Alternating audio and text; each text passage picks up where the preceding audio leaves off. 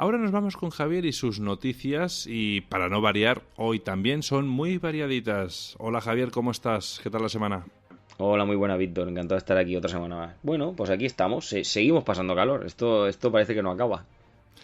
Bueno, ya sabes que estamos en un otoño extraño, ¿no?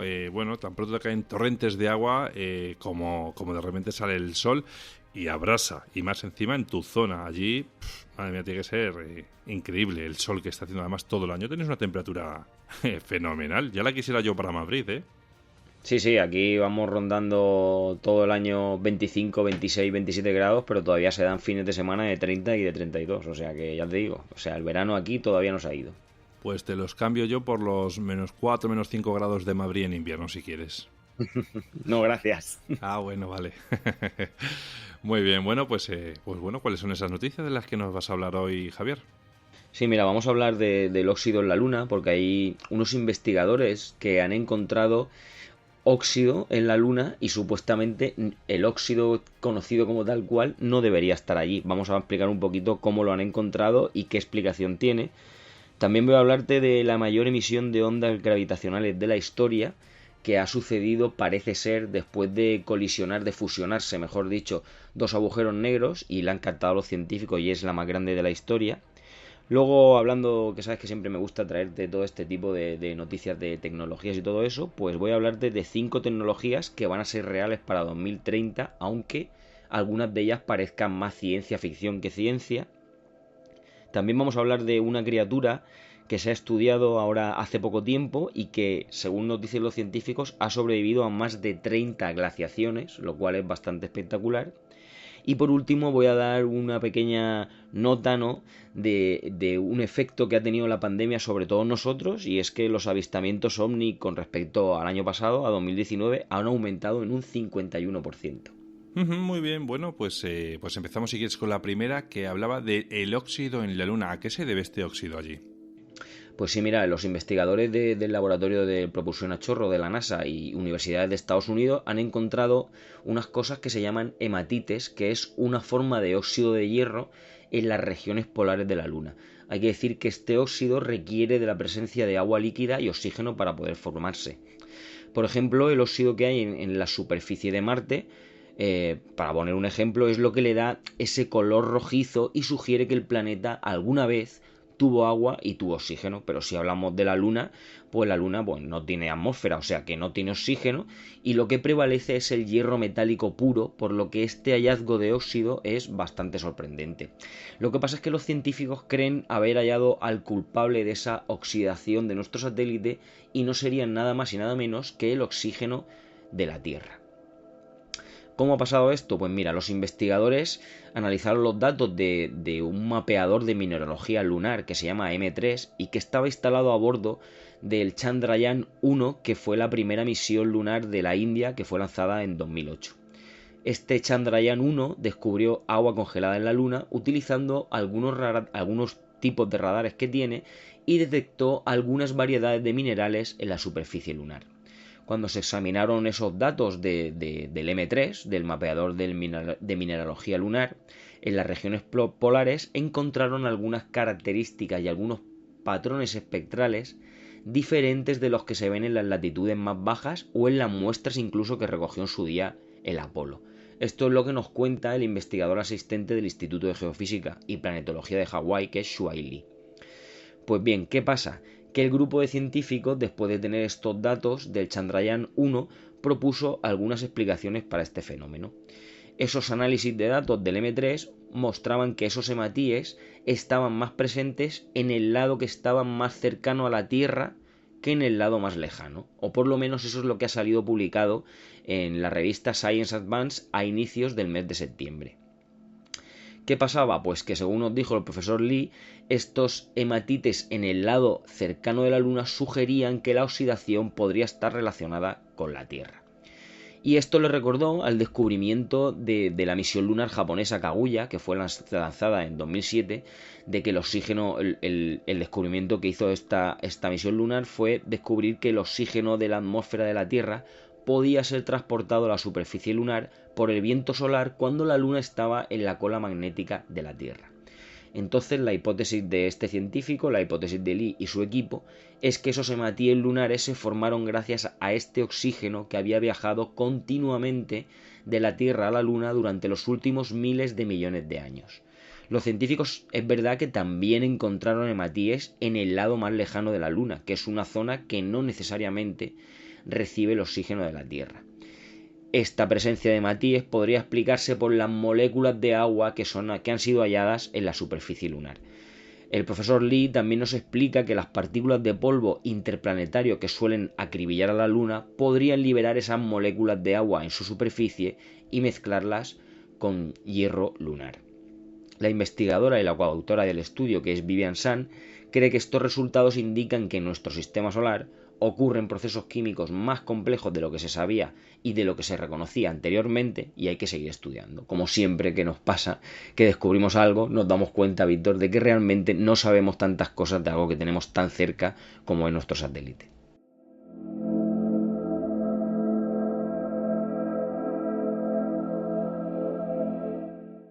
En la próxima noticia nos vas a hablar de una emisión que por lo visto es la mayor emisión de ondas gravitacionales de la historia. ¿Dónde se ha dado esta emisión tan enorme? Pues sí, mira, parece ser que ha sido después de una fusión de agujeros negros, y la han detectado los científicos que operan los detectores de LIGO y de Virgo, que anunciaron que detectaron esa fuente de ondas gravitacionales más grandes hasta la fecha. El autor de esta exposición, digámoslo así, es Nelson Christensen, que es investigador del Centro Nacional Francés de Investigación Científica, y según nos dijo él, esta emisión de ondas gravitacionales no sonaba a chirrido, que es lo que parece ser que normalmente oyen cuando hay una liberación de ondas gravitacionales. Hay que decir que las ondas gravitacionales detectadas desarrollaron, según los científicos, sobre todo según Nelson Christensen, una energía similar a la de 8 masas solares.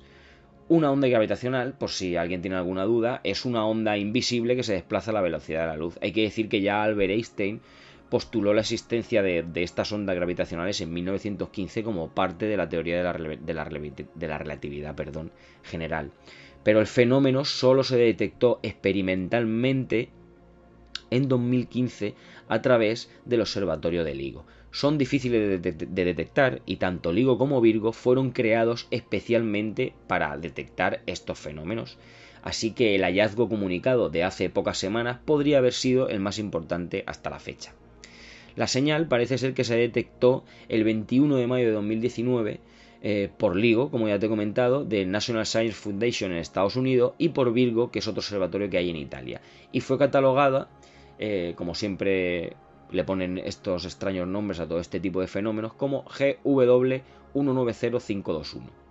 Según nos dicen, se asemejaría a unos movimientos cortos y es de duración extremadamente breve, de menos de una décima de segundo. Eso indica, según los investigadores, que esta señal, la GW190521, fue generada por una fuente que se encuentra aproximadamente a 5 gigaparsecs de distancia. Esto viene a ser cuando el universo tenía aproximadamente la mitad de su edad actual, lo que lo convierte en una de las más distantes detectadas hasta ahora. Como dato de interés, voy a decir que un gigaparsec es una medida astronómica que equivale aproximadamente a 3.260 millones de años luz. Hay que decir que casi todas las ondas gravitacionales, todas estas señales de estas ondas confirmadas hasta la fecha, provienen de una fusión de esos sistemas de estrellas binarios, ya sea entre dos agujeros negros o entre dos estrellas de neutrones. En este caso actual del que estamos hablando, los científicos creen estar ante la fusión más grande, como ya te he comentado al principio, que sería de dos agujeros negros, y que ellos estiman que la masa de cada uno sería de 85 y 66 veces la masa del Sol. Esta nueva señal probablemente viene del instante en que dos agujeros negros se fusionaron, la fusión creó un agujero negro todavía más grande, los científicos calculan que de unas 142 masas solares, y liberó una enorme cantidad de energía equivalente a alrededor de 8 masas solares, y que se esparció por el universo en forma de ondas gravitacionales, y nosotros hemos detectado ahora. Pero ya hazte una cuenta, ya sabes, Víctor, cuando hablamos de estas distancias espaciales, ¿no?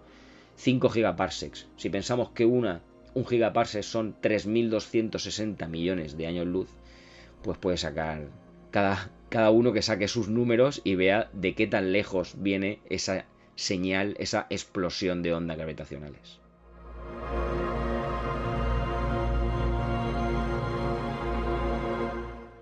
En la tercera noticia nos ibas a hablar de 5 tecnologías reales en 2030.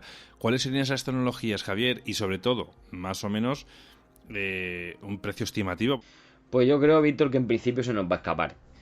Luego ya, además muchas de ellas son para, gracias a Dios, son para mejorar y para ayudar a personas que tienen alguna discapacidad y algún tipo de problema, con lo cual, si tú y yo no lo necesitamos, bien, sobre todo espero que ayuden a tipo de gente que lo necesita, ¿no? Y como hablamos muchas veces aquí, pues sí, la tecnología nunca deja de avanzar, ¿no? Y cada poco tiempo somos testigos de esos nuevos inventos que cada vez nos sorprenden más y que poco a poco pues se van haciendo realidad, ¿no? Es verdad que hay grandes expectativas sobre lo que nos depara el futuro, pero ya hay ciertas tecnologías que para el año 2030, y como te he comentado al principio, pese a que nos suene un poco a ciencia ficción, probablemente formarán parte de nuestro día a día, ¿no? A lo largo de las últimas décadas ya hemos sido testigos de cómo el mundo iba evolucionando drásticamente, ¿no? Porque el estilo de vida y las comodidades de las que disponemos hoy en día en la actualidad si pensamos un poquito, echamos la vista atrás, habrían sido impensables, ¿no? Hace tan solo 50 años se lo podríamos decir a nuestros abuelos y pensarían, pues, que estamos locos, ¿no? Y metiéndonos ya en lo que es en la materia, ¿no? Voy a decirte que la primera tecnología con la que me he topado son prótesis controladas por el cerebro. A eso me refería al principio, ¿no? Debido a accidentes o a diversas enfermedades, desgraciadamente hay personas que han nacido sin algunas de sus extremidades o las han perdido a lo largo de su vida, ¿no? Y para hacer su vida algo más fácil, muchas usan prótesis de diversos tipos. Lo que pasa es que con frecuencia estas prótesis hoy en día no son muy funcionales, ¿no? Porque hasta hace no tanto hay que recordar que eran extremidades rígidas y que no aportaban movilidad alguna o que se articulaban con influencia externa, ¿no? Por ejemplo, usando las manos para poder mover esa prótesis. Hay que decir que por suerte en los próximos años esas prótesis han avanzado y van a avanzar bastante, ¿no? Empresas como Open Bionics han desarrollado prótesis robóticas de antebrazos que detectan los movimientos musculares del usuario y articulan la muñeca y la mano en base de ello. De por sí ya es un avance bastante considerable, ¿no? Ya que permite crear prótesis inteligentes con una movilidad un poco más natural e intuitiva. Pero ¿qué pasa? Que ya hoy en día ya hay un paso más allá para que las prótesis estén conectadas directamente al sistema nervioso. Al tener una conexión directa con el cerebro, mover y articular estas prótesis sería tan simple como pensar en el movimiento que queremos hacer. Para conseguir que estas prótesis funcionen, deben estar conectadas mediante electrodos y otros sistemas similares al cerebro y al sistema nervioso, incluso podríamos decir que a los huesos. Estos electrodos detectan las señales del propio cuerpo y envían esa información a las prótesis, haciendo que realicen los movimientos que ha pensado el usuario. Por si fuera poco, las señales, digamos que podrían ir en ambos sentidos, ¿no? Si muchas de estas prótesis incluirán sensores y esto hará que los usuarios tengan, aunque sea de forma artificial, el sentido de tacto en todas estas prótesis. Hoy en día, en 2020 ya ha habido algunas pruebas a pequeña escala con ciertos prototipos y parecen demostrar que este tipo de tecnología hoy en día es viable. Así que considerando todo esto, es de esperar que para años 2030 la mayoría de estas prótesis ya se puedan controlar con el cerebro y permitan percibir diferentes sensaciones a todos sus usuarios. También vamos a hablar de las turbinas eólicas voladoras, ¿no? Como habrás visto tú y como habrán visto todos nuestros oyentes en numerosas ocasiones, las turbinas eólicas se instalan sobre esas torres altísimas, ¿no? Para aprovechar al máximo la fuerza del viento. Y es que a cuanta más altura estén, mayor es la velocidad del viento, que es lo que permite a la vez producir más energía. No obstante, hay que decir que con estas turbinas solares comunes hay ciertas limitaciones, ¿no? Para que la estructura sea estable y segura, las torres sobre las que se instalan, por ejemplo, no pueden superar cierta altura y por esto afectan a la eficiencia de la turbina. Pues bien, para solucionar este problema ya se ha planteado la posibilidad de crear turbinas eólicas que se mantengan en el aire, permitiendo así situarlas a mayor altitud y generando, en consecuencia, más energía. Sí que es verdad que por extraña que suene la idea de tener turbinas eólicas voladoras, hay algunos prototipos que ya han demostrado resultados muy prometedores. Por ello, podemos esperar que para 2030 este tipo de turbinas se lancen al mercado. Si nos hacemos preguntas como cómo van a funcionar, hay que decir que hay diferentes sistemas que pueden mantenerlas en el aire. Hay algunas que tienen helio en su interior, otras disponen de un sistema de una especie de alas a modo planeador y otras tienen una especie de cometa. O sea que hay diferentes opciones. Además, aunque no haya una torre debajo de este tipo de turbinas, siempre tienen una conexión con el suelo. Generalmente se trataría de algún tipo de cable de alta resistencia que además permitiría la transmisión de esa energía obtenida por la turbina hasta la parte baja y así poder aprovechar toda la energía que generan. También te voy a hablar de algo que hoy en día ya empieza a ser un poco real, ¿no? Que son la ropa y los tejidos inteligentes. Hay que decir que los dispositivos inteligentes se han convertido hoy en día ya en parte de nuestra normalidad, sobre todo en los últimos años, ¿no? Me refiero a lo que comentamos muchas veces, smartphones, pulseras inteligentes y ya hoy en día diferentes dispositivos en nuestra casa que hacen que nuestra vida sea mucho más sencilla, porque hoy en día cada vez es más común que los dispositivos más ordinarios tengan tecnología que va más allá de sus funciones habituales, ¿no? Desde tener hasta la nevera o el robot de cocina conectados a internet, hoy en día ya se está volviendo cada día más común, ¿no? Pues bien, algo a lo que se ha dedicado muchos recursos es el desarrollo de dispositivos inteligentes que podemos llevar encima. Y por supuesto, otra vez digo lo de los teléfonos móviles, que ya son un claro ejemplo, ¿no? Pero en el futuro podemos esperar que esta tecnología sea aplicada a otras cosas que son bastante diferentes, ¿no? Durante la próxima década podremos disfrutar de la incorporación de esta tecnología en algo sin que nunca, o sea, sin que de lo que nunca salimos en casa, tú nunca sales de casa sin vestir, ¿verdad, Víctor? Pues nuestra ropa va a empezar a tener todo este tipo de tecnología. Diversas empresas ya llevan tiempo trabajando en tejidos inteligentes y no parece que vaya a hacer falta esperar demasiado tiempo para que se convierta en una realidad. Los productos textiles inteligentes pueden tener usos muy diversos, lo que le va a permitir aplicarlos en ámbitos que están más allá del día a día. Por ejemplo, parece que van a poder desarrollarse prendas que recopilan datos sobre nuestro cuerpo, como podría ser el ritmo cardíaco o el nivel de oxígeno o azúcar en la sangre. Eso podría resultar particularmente útiles en pacientes de hospital y en personas que sufren enfermedades crónicas o que requieren supervisión médica de algún tipo, ¿no? También podría ayudar a deportistas, ya que tendrían cierta información en todo momento sobre su estado físico. También se están desarrollando tejidos inteligentes con otras aplicaciones que son un poco más raras, ¿no? Como por ejemplo hay algunos dedicados a la protección. Serían capaces de reaccionar ante estímulos externos y cambiar su estructura acorde a las necesidades, volverse más dura o más fina, o telas capaces de adaptarse y cambiar en base a la temperatura. Otros tejidos inteligentes más sencillos y que ya te digo, ya llevan algún tiempo en el mercado, aunque no de forma muy asequible, hablando de lo que me decías al principio, son textiles que cambian de color o que se ilumina. Eso ya existe hoy en día. Digamos que en general todas las posibilidades con todo este tipo de textiles son infinitas y se espera que en los próximos 10 años las telas con aplicaciones tecnológicas incluidas sean mucho más comunes, convirtiéndose en otro dispositivo más que usaremos diariamente. ¿De qué más vamos a hablar? Pues mira, vamos a hablar de tecnología implantada en nuestro propio cuerpo. Siguiendo con la temática de llevar esta tecnología siempre encima, hay otro tipo de productos que, en base a lo que algunas empresas están haciendo en la actualidad, probablemente estén disponibles en torno al año 2030, y son los implantes tecnológicos.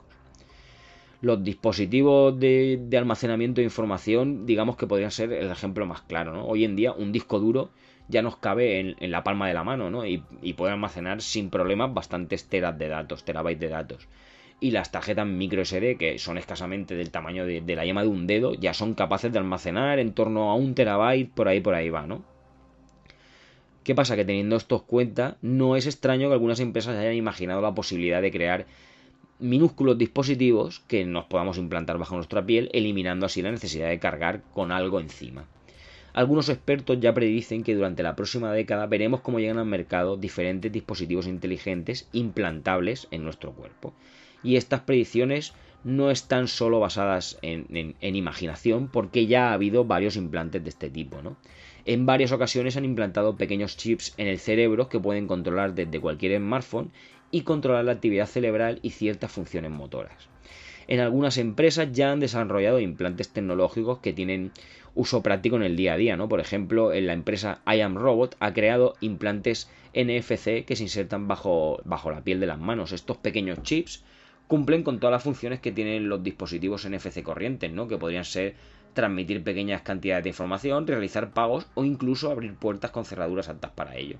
Dado que ya es posible tener un chip NFC implantado en nuestra mano, por ejemplo, es de suponer que en los próximos años veremos cómo otro tipo de dispositivos siguen el mismo camino. También voy a hablarte por último, de la impresión 3D, ¿no? Eso es otro gran cambio que hemos visto en los últimos años, especialmente en lo que respecta a productos manufacturados, ¿no? Cuando hablamos de implementación de estas impresoras 3D. Son capaces de crear desde los objetos más sencillos hasta los productos más complejos. Originalmente hay que decir que las impresoras 3D estaban bastante limitadas. La mayoría utilizaban diversos compuestos plásticos para la impresión, tardaban mucho tiempo en terminar el proceso y no eran especialmente con lo que eran los proyectos más detallados. Pero como pasa con todo el mundo de la tecnología, han ido mejorando rápidamente, permitiendo implementarlas en campos muy diversos y haciéndose poco a poco mucho más asequibles. No obstante, las impresoras 3D no han alcanzado ni remotamente el límite del potencial que tienen. Hay una idea que lleva tiempo sobre la mesa y que se está convirtiendo poco a poco en realidad, y es la impresión de tejido orgánico, que es más conocido como bioimpresión. Las aplicaciones de este tipo de tecnología se centran sobre todo en el campo de la medicina, ya que la impresión 3D podría permitir imprimir órganos y diversos tejidos destinados a la investigación, a la práctica de procedimientos quirúrgicos y, en un futuro no muy lejano, incluso trasplantes.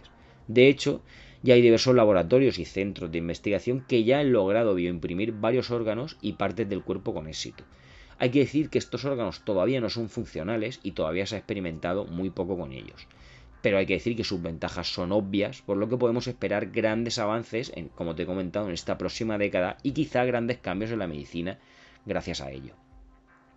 Aún así, hay que decir que las aplicaciones de esta bioimpresión no se limitan al campo de la medicina, porque hay que decir que la industria alimentaria también va a beneficiarse enormemente de esta bioimpresión, ya que va a permitir obtener ciertos productos de la manera más ética posible.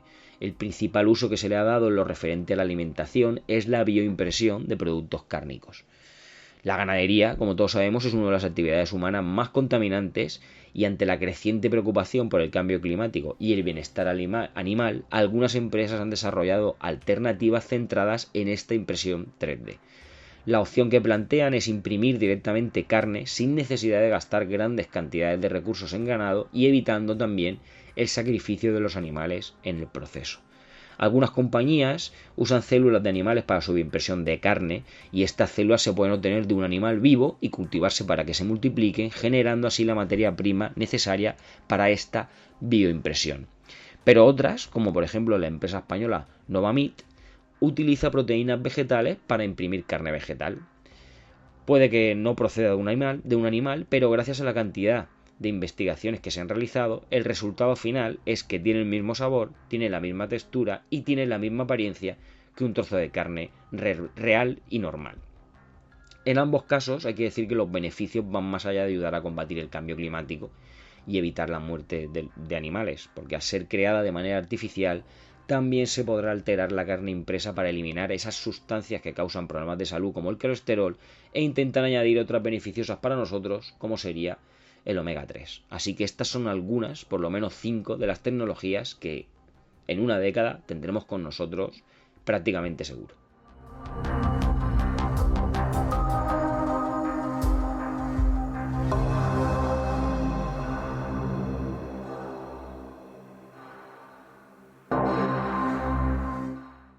En la cuarta noticia nos ibas a hablar de una criatura que ha sido capaz de sobrevivir a 30 glaciaciones, nada más y nada menos que 30 glaciaciones. ¿Cuál es esa criatura, Javier? Pues sí, es una mini criatura, Víctor. Esta criatura no suele superar esos 5 milímetros de longitud, y hay que decir que apenas se mueve, con lo cual es bastante sorprendente, ¿no? Los científicos lo llaman microartrópodos. Sin embargo, parece ser que prospera en todos los continentes del mundo y es una de las especies terrestres más antiguas de las que se tiene constancia. Ahora mismo, además, se sabe que también es de las más resistentes. Un estudio científico publicado recientemente en una revista especializada que es Proceedings of the National Academy of Science y liderado por un biólogo llamado Byron Adams de la Universidad de Brigham Young, quien estudia las alteraciones de los ecosistemas terrestres provocados por los cambios en el clima, ha determinado que estos diminutos hexápodos han soportado hasta 30 glaciaciones desde el periodo cuaternario, sobreviviendo a cambios drásticos a lo largo de unos 5 millones de años. Para realizar el estudio, los investigadores han pasado más de 20 años recolectando muestras de 6 especies de estos diferentes microartrópodos en 91 localizaciones diferentes de la Antártida Occidental. Estas diminutas criaturas viven en el suelo y representan una movilidad muy limitada. Además, solo pueden colonizar áreas libres de hielo, lo que permite a los científicos inferir los movimientos de las placas de hielo a lo largo de los periodos históricos. Así, durante las glaciaciones, el área de distribución se reduce, mientras que a medida que retroceden con el deshielo, las poblaciones de este microorganismo vuelven a dispersarse. Las propiedades del suelo, me refiero al pH, ¿no?, la humedad, la presencia de sales, el fósforo, son determinantes para dejar claro qué tipo de organismos prospera en los distintos tipos de suelo. Las regiones de las montañas transatlánticas en las que el hielo se funde periódicamente son más adecuadas para la vida que aquellas zonas en las que se han acumulado toxinas sin que el agua líquida pueda eliminarlas conforme va pasando el tiempo, según nos explica el científico en el estudio. En este sentido, durante los periodos más cálidos producidos entre todas estas numerosas glaciaciones, es probable que esa vida microbiana fuese más abundante y más diversa, mientras que a medida que las capas de hielo iban ganando terreno, se producía obviamente el fenómeno inverso. Si sacamos una regla de 3 básica, según nos decía el científico, no digamos que no es extensible a todos los organismos, pues parte de esa vida microbiana que hoy encontramos en la Antártida es capaz de entrar en etapas inactivas. Digamos que sería una especie de animación suspendida en la cual estarían durante largos periodos de tiempo y poder revivir, muy entre comillas, cuando regresen las condiciones favorables. Ese es el caso de estos microartrópodos, también llamados colémbolos, que son los que ellos han estudiado y que demuestran haber sobrevivido largos periodos de tiempo a la espera de que llegara otra nueva etapa de deshielo. Una de las conclusiones que realmente son importantes de este estudio, digamos que es que nos permite conocer de antemano qué magnitud ecológica tendrá la desaparición del hielo de la Antártida Occidental, la cual, según los estudios, se va a traducir en un aumento de 3 metros sobre el nivel del mar. Así que si queremos predecir los cambios climáticos del futuro, es importante que entendamos cómo se comportó esta capa de hielo en el pasado, y eso lo comprenderemos mejor gracias a este microartrópodo, este tipo de colémbolos que han sido estudiados y que nos va a traer una cosa tan pequeña, nos va a traer información muy importante que nos va a venir muy bien para intentar paliar o para intentar llevarlo lo mejor posible todo este rollo, entre comillas, que nos traemos siempre con el cambio climático.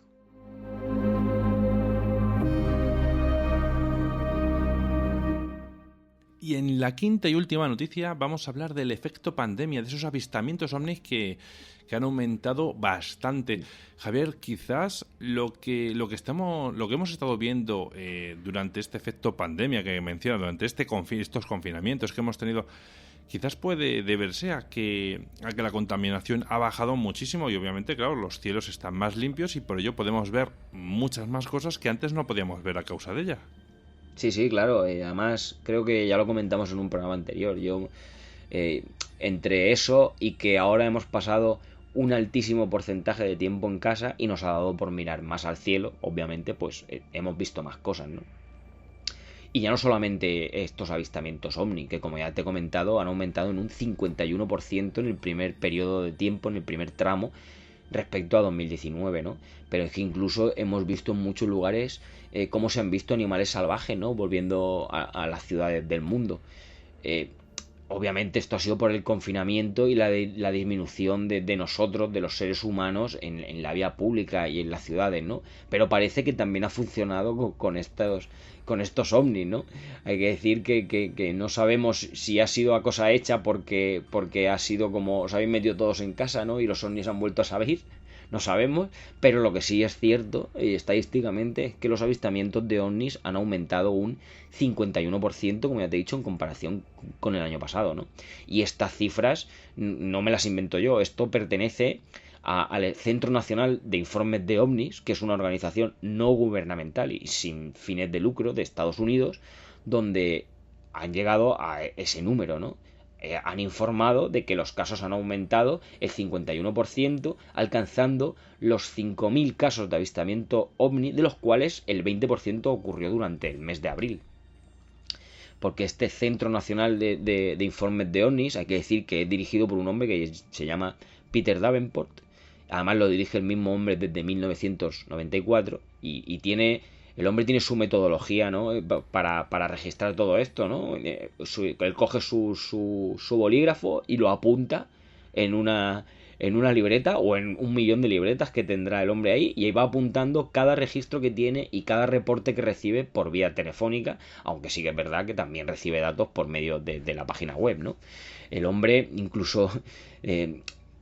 dándole un toque de humor, ¿no? El mismo hombre decía que durante la pandemia su teléfono no paraba de sonar y que recibía entre 25 y 50 llamadas al día, que llegaba un momento en el que lo estaba pasando mal, ¿no? Porque esto se estaba apoderando de su vida, ¿no? Porque alguien podría pensar que un aumento de avistamientos, por lo menos para nosotros, ¿no? Que nos gusta todo este tipo de fenómenos y tal, pues son emocionantes, ¿no? Pero para este hombre y desde su punto de vista, lo único que ocurría era simplemente muchísimo más trabajo, más del doble de trabajo del que había tenido durante toda su vida.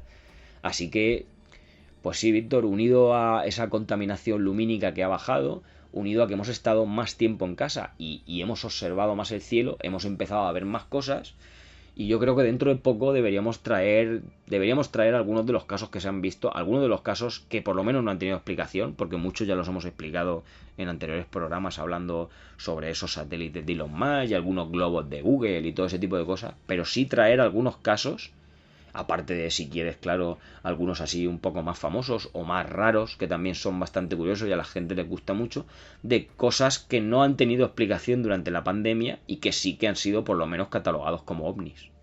Encantado estaré de escuchar todos esos casos, y seguramente que nuestros amigos que nos están escuchando también estarán encantados, ¿no?, de que nos cuentes todos esos casos. Mira, yo te voy a comentar un tema, ¿no?, personal con respecto al tema de los ovnis, la pandemia. Fíjate que un amigo, todavía no puedo desvelar su nombre, porque está pendiente de una patente, ¿vale?, que va a sacar, para que no le plagien el invento. Bueno, resulta que lo que está investigando es, a través de una cámara, ¿no?, con rayos infrarrojos, poder observar el cielo, y nos ha mandado unos vídeos de algo que solamente se puede ver. Te digo algo porque es que no me atrevo a decirte si es un ovni o qué es, ¿no? Pero hace unos giros, como todos esos que estamos viendo en muchos vídeos de YouTube, que parecen fake y tal, ¿no? Que hacen como... de repente van andando en línea recta como tienen que andar, y automáticamente hacen un giro hacia arriba en vertical, pero a toda velocidad. Pues ese tipo de cosas es lo que ha conseguido grabar por la noche, con una cámara de infrarrojos. Eso sí tiene que ser antigua, ¿no?, para que no esté realmente muy capada o algo así, y que sea el rango del infrarrojo tiene que ser muy, muy grande, muy abierto o algo así, me estoy explicando. Y curiosamente, miré en casa, ¿no? Tenía una Sony de estas antiguas, una cámara de vídeo Sony Handycam de estas del año 2000, creo que la tengo, que la batería, fíjate que funciona. Cómo se nota que lo que es de marca, ¿no? Bueno, al margen de esta pequeña anécdota, resulta que nos fuimos por ahí al campo de noche, pero al campo donde no había nada de contaminación lumínica. Nos costó lo suyo, bastante tiempo, te puedo decir que como una hora y pico, y conseguimos grabar, vuelvo a repetirte, algo que se veía que se estaba moviendo en el cielo. Y te puedo asegurar que yo con la vista no era capaz de verlo. Donde estaba enfocando la cámara yo no era capaz de verlo. ¿Qué es? No lo sé. La verdad, no lo sé. Pero bueno, eso es lo que a mí me ha dado por investigar durante todo este confinamiento. La verdad, como tú dices, teníamos tiempo libre y bueno, pues había que ocuparlo de alguna manera, y esta ha sido una de ellas, de las que yo lo he ocupado. Pues qué curioso, ¿no? Porque lo de que solamente se vea en ese espectro de visión es bastante llamativo. Pues nada, ya me has dejado con la intriga, ¿eh? A la espera me quedo. Ujú. En cuanto me dé lo que hay esa persona que te digo por el tema de la patente, lo comparto contigo y con nuestros amigos esos vídeos para que puedan verlo. Los colgaremos a través de las redes sociales y tal, porque de verdad es alucinante, en serio, ¿eh? Es alucinante, es que te podría decir, claro, me atrevería a decirte quizás, y me estoy aventurando mucho, a que puede ser perfectamente un ser vivo porque el movimiento que hace es un movimiento inteligente. Porque no es, o sea, aparentemente no parece una máquina. Entiéndeme, una máquina, un avión solamente puede circular en una dirección. Y si puede hacer giros, sí, pero sus giros no son de 90 grados automáticamente, ¿me entiendes? Eso sí lo hacía. Entonces, Bueno, no, un avión que conozcamos. claro, estamos hablando exactamente dentro de lo que conocemos, incluso hasta estos prototipos que hay de la Norman Troop, que son aviones, pero aviones carísimos, ¿no? Podemos hablar de 1.500 millones de euros, o sea, estos que son antirradares, que sean invisibles al ojo humano a través de, que lo hacen como reflejando la luz del suelo, o sea, del sol, etcétera, etcétera.